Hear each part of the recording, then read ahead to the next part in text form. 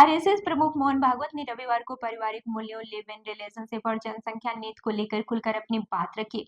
उन्होंने आधुनिक जीवन शैली पर सवाल उठाते हुए कहा कि परिवार केवल व्यक्तिगत सुख का साधन नहीं बल्कि समाज की बुनियाद है। उनके बयान ने सामाजिक और राजनीतिक हलकों में नई बहस छेड़ दी है।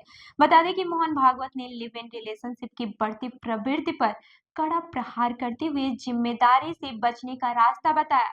उन्होंने कहा कि विवाह और परिवार का उद्देश्य सिर्फ शारीरिक संतुष्टि नहीं बल्कि ये समाज के निर्माण की सबसे अहम इकाई है। परिवार के माध्यम से ही व्यक्ति सामाजिक, सांस्कृतिक और नैतिक मूल्यों को सीखता है, जो समाज को जोड़कर रखते हैं। भागवत ने आज की पीढ़ी पर जिम्मेदारी से दूर भागने का आरोप लगाया। उन्होंने साफ शब्दों में कहा कि अगर कोई शादी नहीं करना चाहता है तो ये उसकी पसंद हो सकती है, लेकिन फिर उसे सन्यासी जीवन अपनाना चाहिए। उन्होंने सवाल किया कि अगर लोग केवल सुख की तलाश में रहेंगे और जिम्मेदारी नहीं लेंगे तो समाज कैसे चलेगा।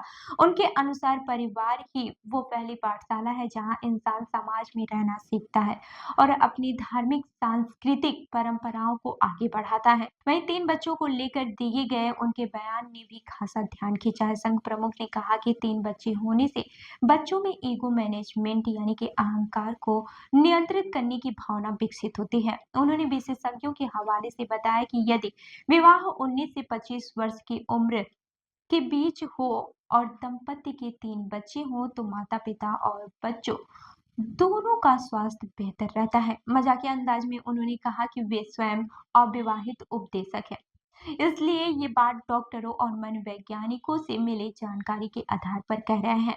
जनसंख्या के मुद्दे पर चिंता जताते हुए मोहन भागवत ने कहा कि यदि जन्म दर 2.1 से नीचे जाती है तो ये देश के भविष्य के लिए गंभीर खतरा बन सकती है। उन्होंने बताया कि फिलहाल बिहार जैसे राज्यों के कारण राष्ट्रीय औसत 2.1 के आसपास है, वरना कई जगह पर ये 1.9 तक गिर चुका है।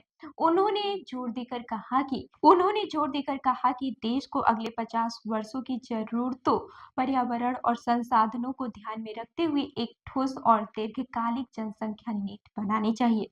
भागवत के इन बयानों को पारिवारिक मूल्यों और सामाजिक जिम्मेदारी की याद दिलाने वाला संदेश माना जा रहा है, जिसने एक बार फिर आधुनिक जीवन शैली बनाम परंपरा की बहस को तेज कर दिया है।